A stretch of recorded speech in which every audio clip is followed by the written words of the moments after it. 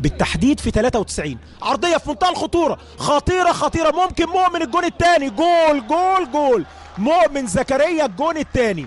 2 للنادي الاهلي، ومؤمن جوه الملعب. هو ده مؤمن بتاع الاجوان، مش بتاع حاجه تانية. مؤمن زكريا هدفين، لما تفتح بقى مؤمن